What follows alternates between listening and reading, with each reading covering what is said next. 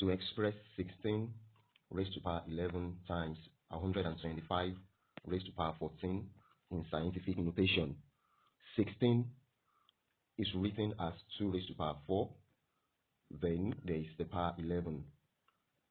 Multiplying 125 is written as 5 raised to power 3, then raised to power 14.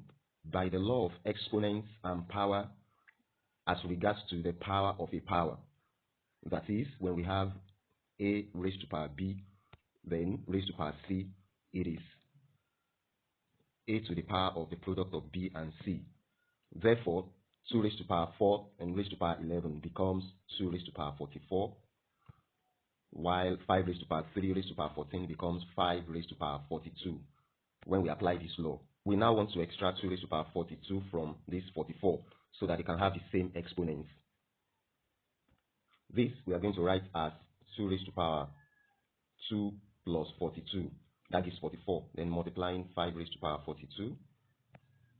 Remember also that when we have a raised to power x plus y, it is a raised to power x times a raised to power y.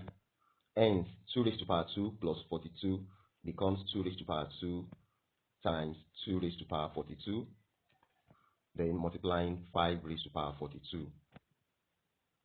Now that we have the bases 2 and 5 having the same exponents, they can be combined. 2 raised to power 2 is 4.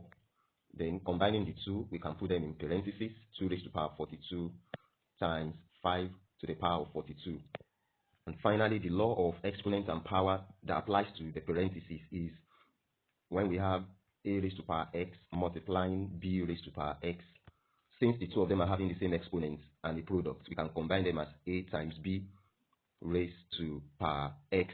This applies to the parentheses to give us 4 times 2 times 5, then to the power of 42. And that becomes 4 times 10 to the power of 42 in scientific notation. Subscribe to our channel for more of our math tutorial.